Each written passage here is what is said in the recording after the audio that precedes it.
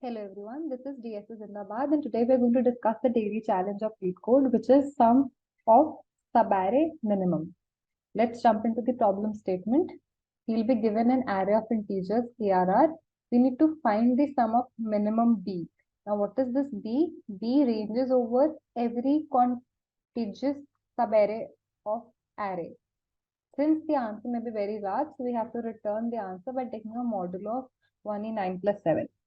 Okay, so what is the problem statement saying? It is saying that I'll be given something like an array. For example, 3, 1, 2, 4 are the elements present in my array. And what I need to do is I need to provide the sum of what? Of minimum in each subarray. So that means here, as you can see, I have 4 elements present in my array, right? So what I can do is I need to first of all figure out the subarrays, and then from each subarray I need to give the minimum and add it into my sum and then eventually return the sum with a modulo. Okay, I hope the problem statement is clear. So as I was explaining with the problem statement, it becomes the basic approach.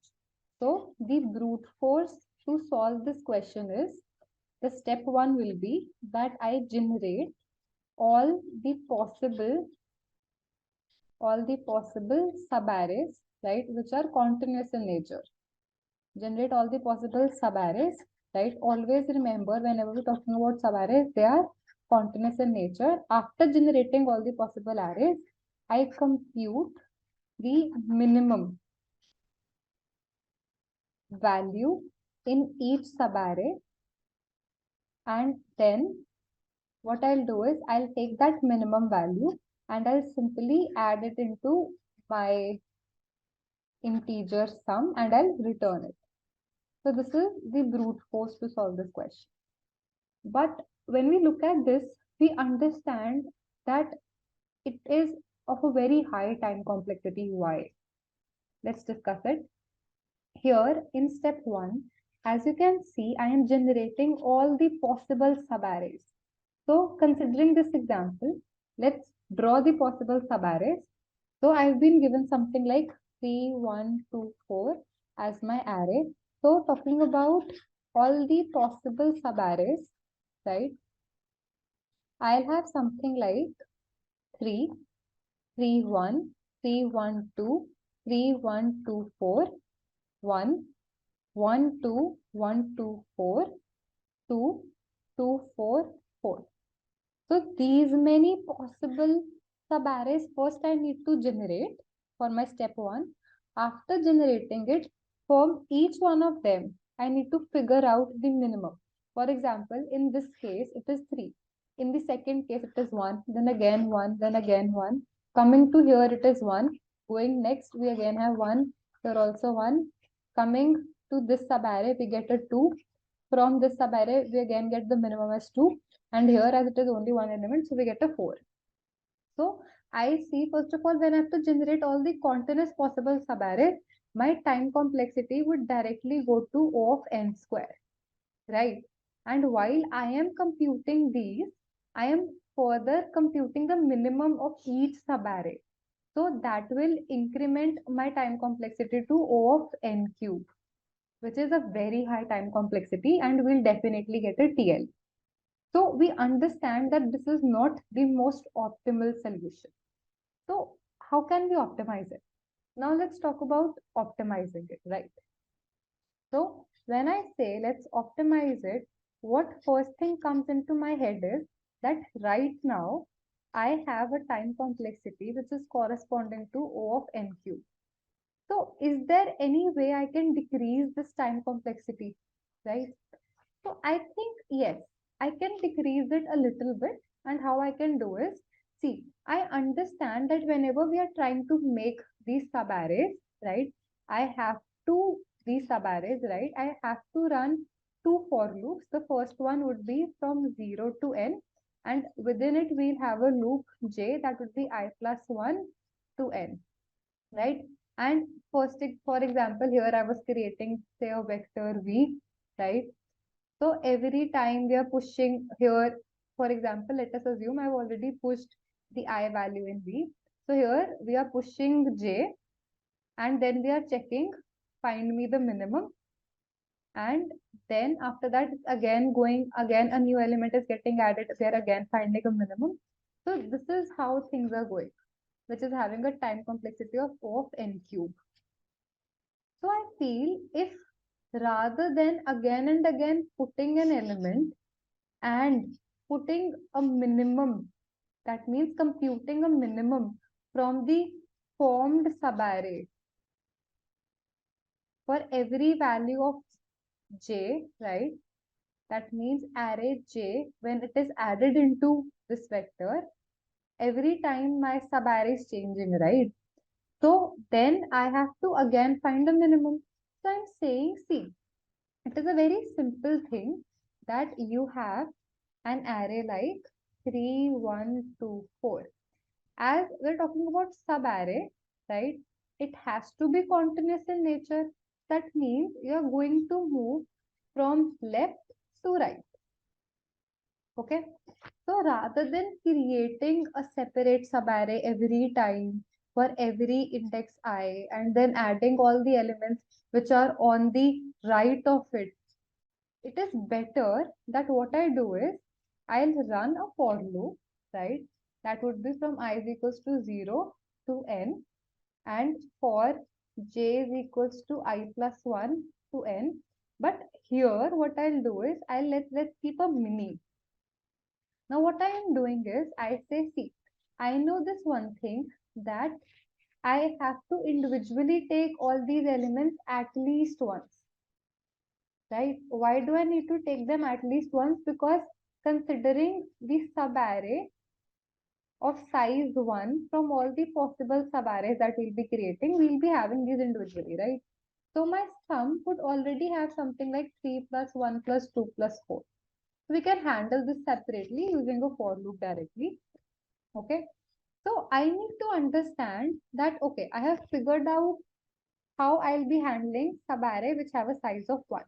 Now talking about the subarrays which will have a size that is greater than 1. That means 2, 3, 4.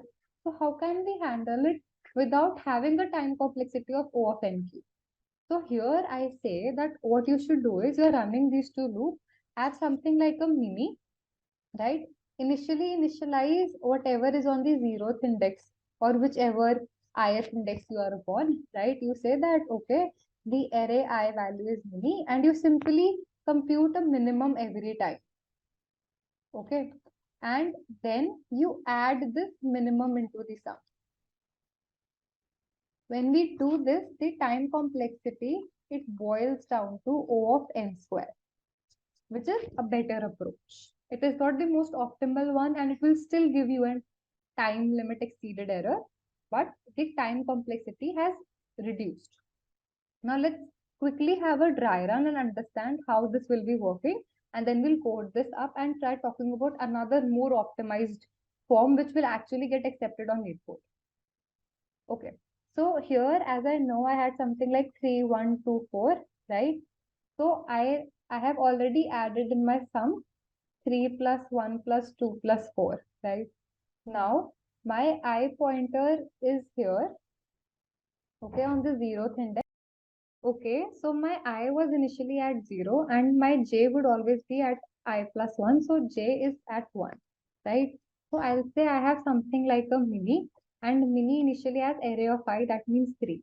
So as soon as my j starts here, we go into the j loop, we'll say that which one is the minimum, right? We'll be updating mini as the minimum of mini and whatever is the array of j value in the j loop, right? So it will say it is 1, I'll update it, and then I'll say add whatever is the minimum into my sum. Now why am I doing it and why this is fine is because, see, we have already handled the subarray which have size 1 case. So this now becomes a subarray of size 2.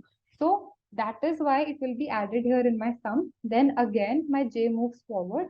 Now I is again 0 and j becomes 2. So we see that whichever is minimum, mini has 1, and on array index j we have 2, so it remains the same. So that means again 1 is added. then j gets incremented and we get a 4 as mini value is lesser, so it remains same and it is again added into the sum. Because each time, that means if I have something like C1, C12, 314, these as the subarray, again in these case also the minimum number would be 1 only. That is why I've added 1 here. Okay. Similarly, then I will get incremented. I will become something like 1, right? And now j will move from 0 to 3. These will be the cases with respect to the ith index, that is 1. And then for 2, we'll have something 2, 3. And for 3, we'll just have, for 3, we won't have any case because it won't be going in. It is just one subarray, right? And we've already handled it in the initial. So this is the approach so as to get the time complexity of O of n square, right? I'll quickly code this up and then we'll talk about a further optimized. Okay, so this is the problem statement. So what I'll do is I'll quickly create the approach into the code, right? So what I'll do is I'll say initially have something like in sum, initialize to 0, have a for loop, and what you're doing is you're adding everything, every element itself, because every element in itself is a subarray of size 1. So I'll just simply add it into my subarray. As soon as you're done doing that, what next you need to do is I'll be creating 2 loops, right? The first one, the first loop, that is the outer loop, will be going from 0 to n, right? And I'll have something like mini here. So it is like int mini, which is array of I. And then I'll have the internal loop that would run from I plus 1 to n. And then what I'll do is I'll say check the minimum out of the added elements. So that will be mini comma array of j, and simply add it into my sum and then return me the sum. I think we're good to go. Let's run and see. Okay. Yeah, we're getting the right answer. I'll not be submitting it because we'll get a TL. We'll quickly copy paste this code and discuss further. Okay, so this was the code that we had just worked upon. Here we can see that at max, the worst case time complexity becomes O of n square, right? And the space complexity in this case is nothing but O of 1 because we are storing the sum value only. So, but this again will lead to something like a TL because this solution, this question needs a solution that should have a time complexity of O of n. That means a linear time complexity. Okay, so let's understand how can we achieve a linear time complexity. I'll be taking a bigger example this time, right? Suppose we had a test case something like 1, 3, 2, 6, 2, 5, 6, 7, 8. Okay, how can I have something wherein I do not have to rely on something like subarrays over and over? Because see, if you have to rely on subarray, it needs to be continuous. You have to use 2 loops to figure out, right? We've seen that how we can bring down the time complexity from O of n cube to O of n square, but we cannot further optimize it. So I understand that I need to discard the concept of subarray and I need to start working with the elements, their indexes or something related to it. So what I understand is that whenever we are generating the subarrays, right, I'll quickly create some of them. I have 1, 1, 3, 1, 3, 2, 1, 3, 2, 6, 1, 3, 2, 6, 2, 1, 3, 2, 6, 2, 5, and so on, right? So what I see is that every time I'm creating the subarray, I'm trying to figure out the minimum element, right? And when you talk about the minimum element, it further we can understand that alongside the element, I need to know how many times is this element, how many times is this element the minimum number in a subarray. So now this is my goal, that if you talk about at any point of time, suppose 6. So how many times 6 will be the minimum element? So considering this, I know that 6 will be only once. Why? Because 6 in itself being a subarray of size 1 will be only once. But if you consider 1, it can be a lot of times. It can be in the case of only 1, in the case of subarray of 1, 3, 1, 3, 2, 1, 3, 2, 6, 1, 3, 2, 6, 2, and so on, right? Similarly, if you talk about something like a 5 here, right, then again, it can be a minimum element if you have something like just a 5, or if you have 5, 6, or if you have 5, 6, 7, or 5, 6, 8. As soon as you include 2, that means 2, 5, 6, 7, 8, 2 becomes the minimum element. So now I understand that I need to understand the relation between element and how many times this element can be considered as a minimum. Okay. So I hope this is clear, because this is the foundation of the approach we're going to develop now. So guys, I understand this one thing, that suppose this was, I'll go to a clear screen.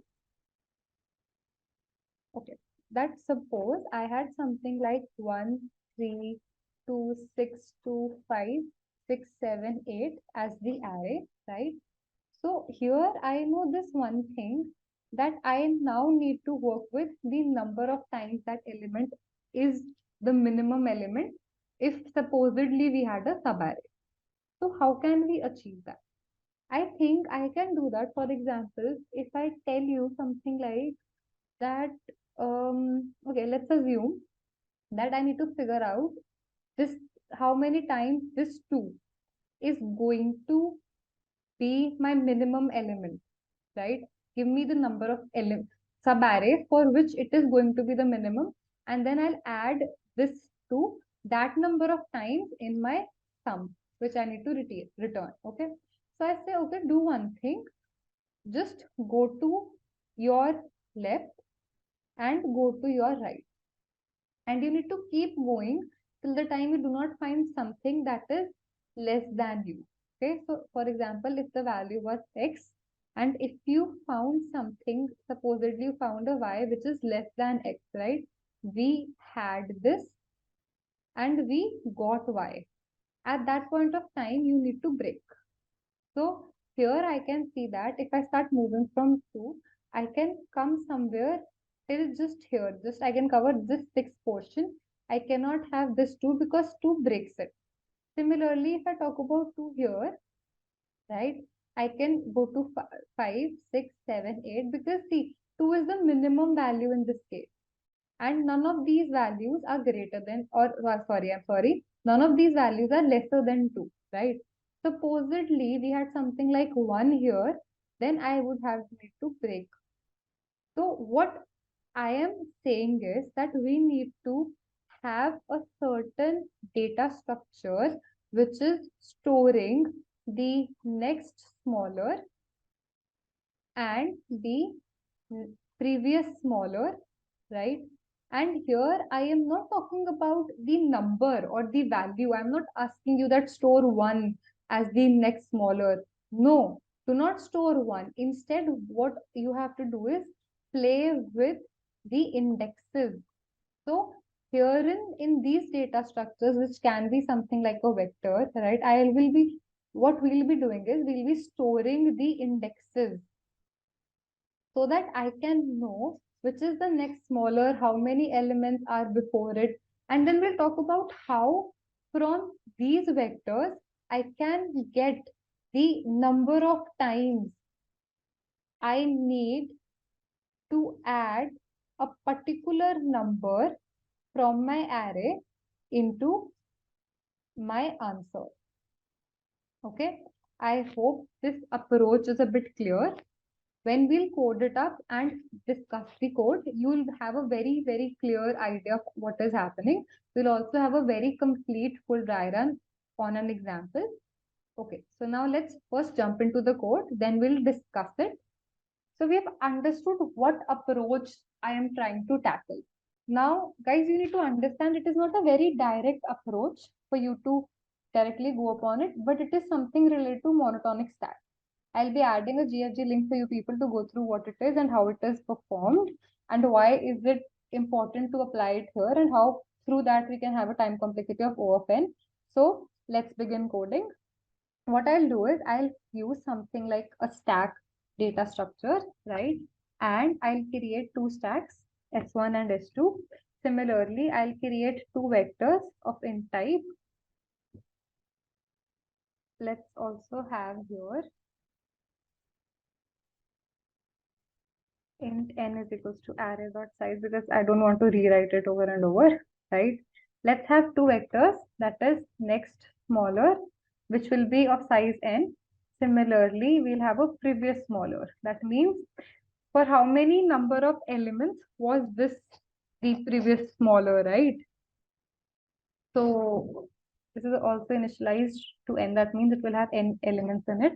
Now let's first of all initialize this next smaller and previous smaller.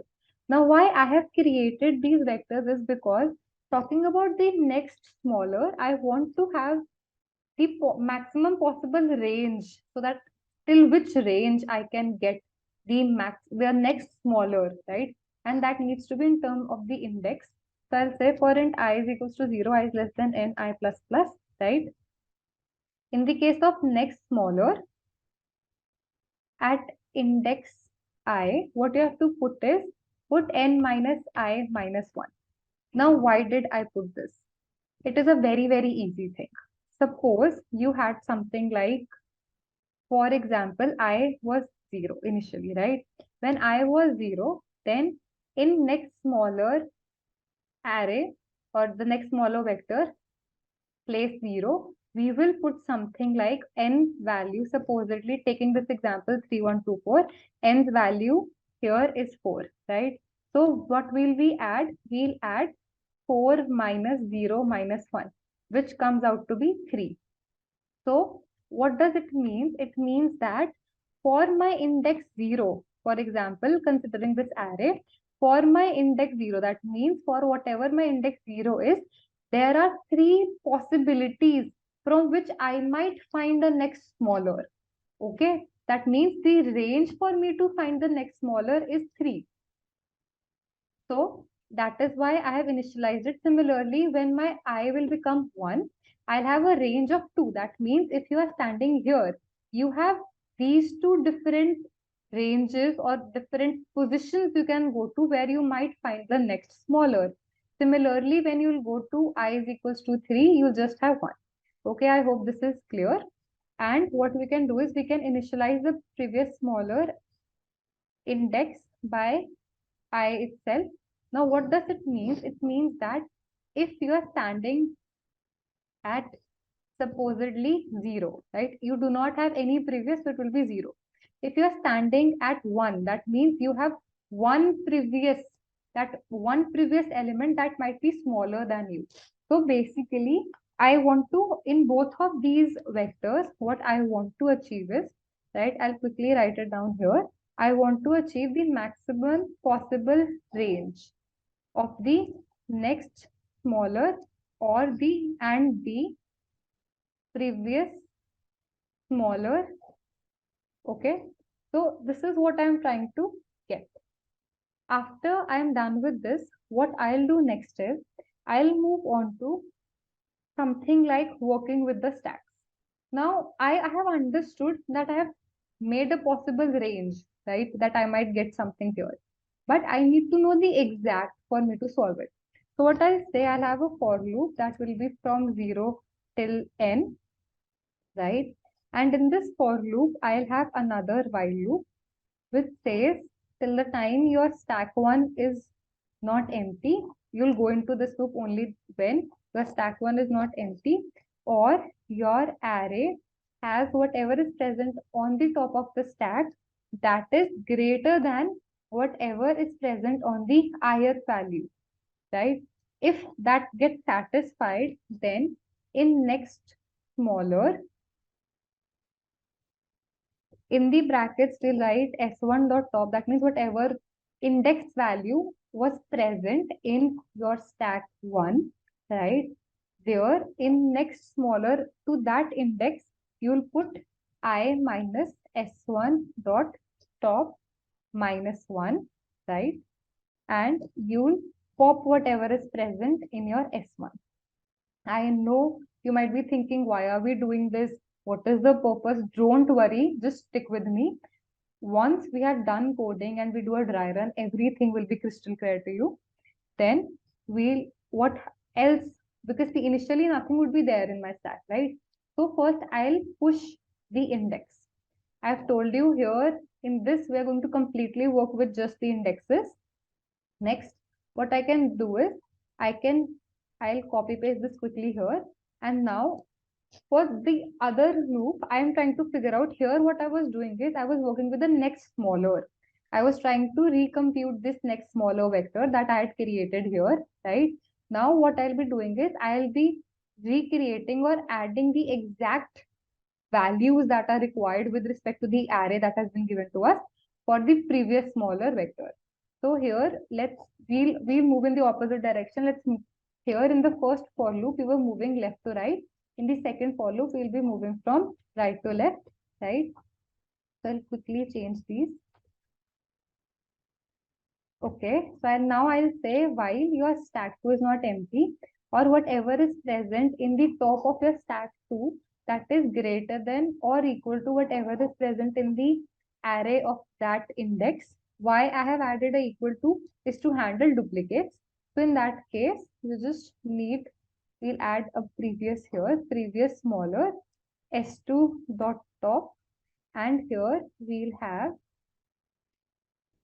s2 dot top minus I minus 1, right? Why are we doing a minus 1 every time? That is because we know the vectors have a 0 based indexing, right? So that is why. And we'll pop it out from our stack 2. And if we are not going into the while loop, we'll push that index into the stack. As soon as we are done, I'll have something like, let's assume a long answer, which is initialized to 0. Then what I'll be doing is, I'll say that now run another loop, I is equals to 0 to n, right? And you need to add this into your answer, which is answer is equals to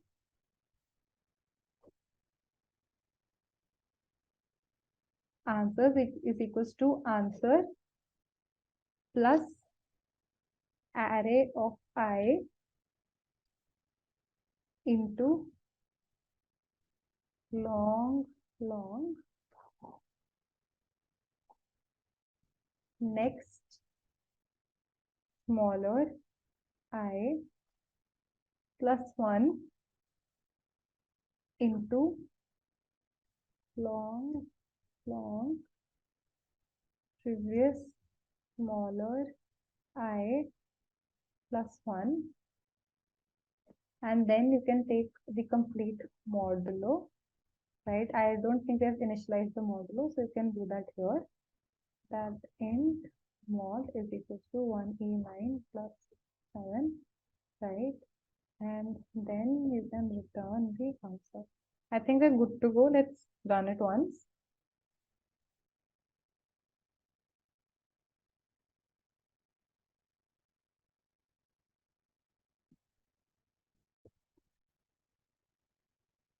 Let's submit it. Yeah, and it is working fine. Now let's quickly discuss the code, its time complexity, and have a quick dry run of how these things are working and what each line of the code means. Okay, so guys, this was the code that we were working with, right? Okay, so guys, this was the code that we were working with. So let us assume where we have the array as 3, 1, 2, 4, right? I'll be using this to dry run. So basically we start from here. We have a stack s1, s2, and we have these vectors. So initially, let's work on this for loop. So I'll say I have a next smaller vector, right? That is also of size 4. So initially what I am doing is that if my I is equals to, I'll put the I values here, right? and the next smaller index, and what value will it have, and similarly the previous smaller index and what value it will have. So initially when I had I is equals to 0, the next smaller index and previous smaller index is also 0.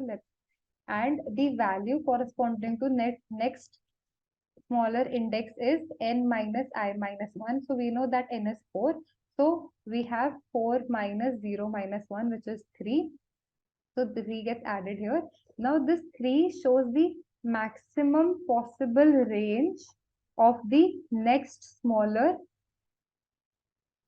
on the right hand side. Okay, talking about the previous smaller, it will have 0 only. So we can have a previous smaller here, right? It is also of size 4. So it has a 0. Next, when I gets incremented to 1, right? So when I gets incremented to 1, then the next smaller and previous smaller will come to these positions on the first index, right? And for next smaller index, we'll add n, that is 4 minus 1 minus 1, that is 2. That means if you have something like you're standing here, these could be your possible range for the next smallest element on right hand side. And when you talk about the previous, if you're standing here, there is only 1, so 1 is added. Similarly, when you go to 2, you see now your pointer is incremented to 2, you are here. So you can go to just 1. So n minus 2 minus 1 becomes 1. So you can add it here, and from 2 you have these two elements which can be your maximum possible smallest on the left hand side. So you'll add a 2 here. Then when you come to 4, you see that you do not have anything on the left. Sorry, you do not have anything on the right. So just add a 0. And when you're standing on the 4, you see from the previous elements that you have in the array, the maximum possible range becomes 3 because you have 3 elements, right? So 3. So we are done with this for loop. Now coming to this section of the code. Now what is happening is, I'll quickly copy paste it again down so that the screen is a bit clear.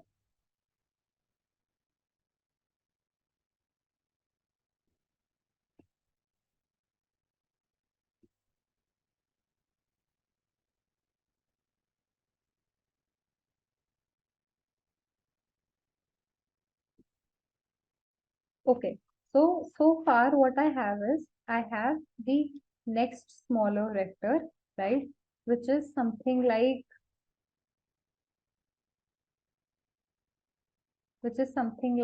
3, 2, 1, 0, right?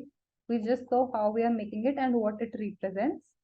And we have a previous smaller vector which has everything stored as 0, 1, 2, 3, right?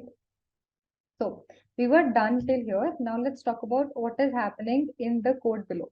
So coming to this line, we'll be running a for loop, right? So let's have I, and we have a while condition, and we'll have a stack. So we are working with the S1 stack. So now my I is 0. Okay. So what happens is, when my I is 0, I see that the stack is empty. So we'll not go into this while loop. We'll directly push the index into the stack. Then my I gets incremented to 1, right? Now when I come to this while loop, I see that my stack is no more empty. There's one more thing. The initial array that we had was 3, 1, 2, 4. Okay. So now my stack 1 is not empty anymore, and I'll say whatever is present on the top of your stack, that is 1, that becomes the index of array. That means array 1, array here, is it greater than, okay, I'm sorry, we have added a 0 because we had 0, right? Yeah. So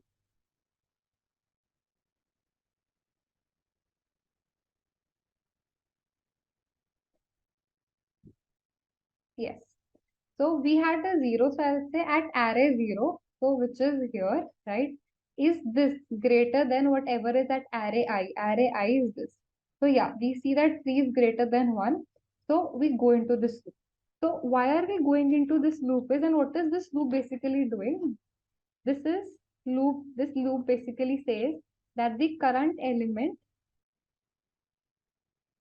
ARRI is the next smaller element for the element at the stored index in the stack S1, right? So basically, if you satisfy this particular condition, which is right here, it says that the current element, right, which is the current element, that is ARR of I, is the next smaller element for the element at the stored index in stack 1. Okay, so as you can see that yes, here there is array of 0 is greater than array of 1, right? 3 is greater than 1. So that means that the current element, that means 1, is the next smaller for the element which is present on my S1. So what I'll do is, now I'll go to my next smaller vector. S dot top here was 0, right? So I'll come to this point, right? And I'll say I minus S1 dot top minus 1. So I here was 1, right? So we'll have something like 1 minus 0 minus 1, that is 0. So 3 gets updated to 0. Next, what we do is we pop this element out, right? Because we have figured out the next smaller for it. So we just simply pop it out. We come to S1 dot push. As my I was 1, I'll push 1 here. Then my I gets incremented to 2. As soon as it gets incremented to 2, I again see that my stack is not empty. Now I'll check that if array of whatever is in the top of the stack 1, that is 1. So array of 1, that is 1. Is 1 greater than 2? We see no, that is not true. So we will not go into this while statement. That means the current element array of I is not the next smaller, because you see 2 is not the smaller than 1, right? So it is not the next smaller for 1, right? So then what I'll do is I'll simply come to S1 dot push statement and I'll add the value of I, that is 2. Then it gets incremented to 3. As soon as we come to 3, the first condition is satisfied, that the S1 stack is not empty, right? But now we have to check that now on the top we have 2, right? So we'll say that if array of 2 is greater than array of 1. So we say array of 2 is 2 and array of I is 4. So no, it is not. 2 is not greater than 4.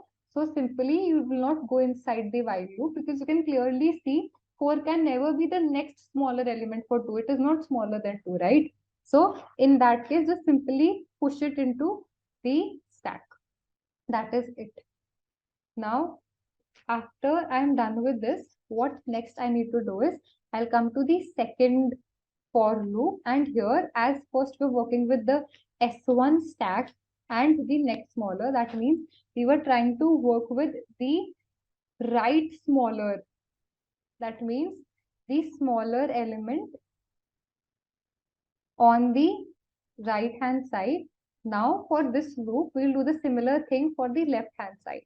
So what I'll have is, I'll again have I, that is initialized to 0. I'll have a stack, say S2, right? So initially, oh sorry, I is n minus 1 here because we're going from right to left. So n was 4, so it is 3. So basically, as the stack is empty, we just push the index there, right? And my I becomes 2. Now when it becomes 2, I see that the stack is not empty. And now what I have to do is, I'll see that if array s dot top, at top I have 3. So of array of 3, that means here the array of 3, is it greater than or equal to array of 2? So I say yes, 4 is greater than 2. So in that case, what you have to do is edit the previous smaller. That means 2 is the previous smaller for 4, right? So what I'll do is I'll make these changes in my previous smaller vector. That is s dot top, we had 3 minus I, that was 2 minus 1, which makes it 0. So on s, on previous smaller index 3, I'll put a 0. Okay. After that, we'll pop it from the stack. We'll push 2 into the stack. My stack pointer is pointing to 2. My I goes down by 1. So now I is equals to 1. And I'll check that if array of 2 is greater than equal to array of 1. And here you can see that yes, array of 2 has 2 and array of 1 has 1. So yes, 2 is greater than 1. In this case, again, we go to the while loop. We'll update the previous smaller vector. And now I'll say whatever is present on the second index, that will become 0. Okay. So then we'll pop this out. Then 1 gets added into the stack. My stack pointer gets updated and I becomes 0. Now I has become 0 and I'll be comparing the first element of ARR and the 0th element. I'll say is 1 greater than or equal to 3. It will say no, that's not true. So that means that the previous smaller of 1 can never be 3, right?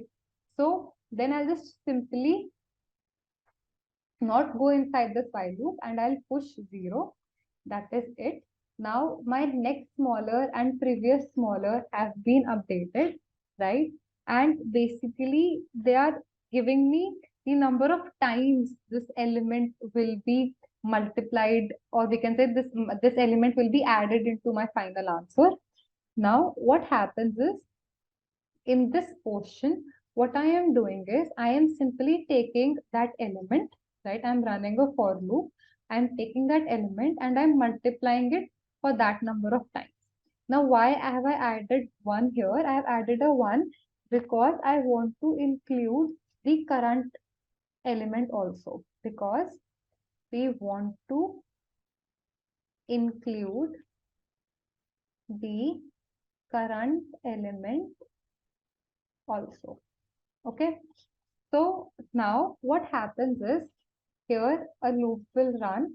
So I is initially 0, right? So answer will be answer plus array of I. So what is array of 0? We know that array of 0 is 3. That is multiplied with next smaller I, that is next smaller 0 value, that is 0. We'll add a 1 into previous smaller 0 plus 1. Previous smaller 0 is 0 plus 1 makes it 1, right? So it comes out to be 3. Then after that, my I value becomes 1 and my answer already has 3, right?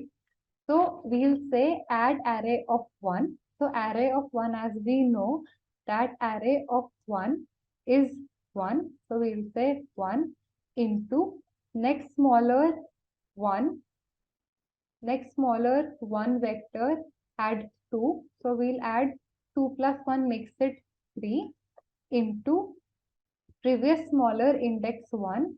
Previous smaller has 1 as its index 1. So 1 plus 1 makes it 2. So we'll have something like 3 2s are 6. So we'll have 3 plus 6. Then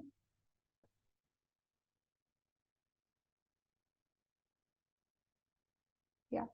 So I'll be writing here now so that I do not have to scroll down. Then at I is equals to 2, right? My answer already has 3 plus 6.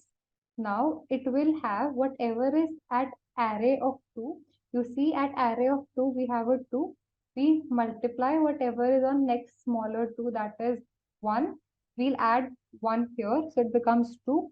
Then on previous smaller 2, we have a 0. 0 plus 1 makes it 1. So now my answer becomes 3 plus 6 plus 4.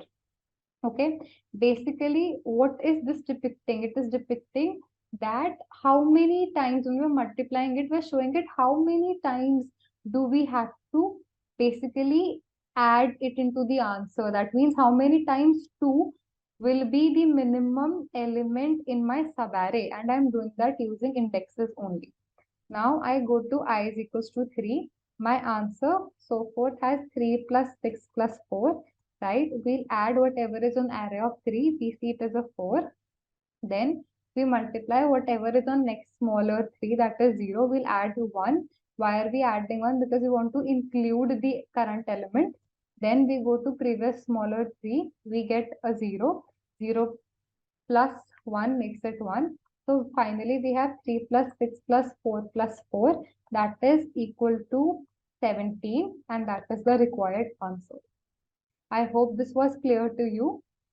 For this code, the time complexity, as you can see here in this code, that we are just running for loops, right? So the time complexity boils down to O of n, that is linear, and the space complexity is also O of n. Why? Because we are using stacks and vectors, right? We're using extra space. So the time complexity is O of n and space complexity is also O of n. Thank you so much for viewing the video till the end. Please like, share and subscribe. If you have any doubts, you can comment in the comment section and we can discuss it. Thank you.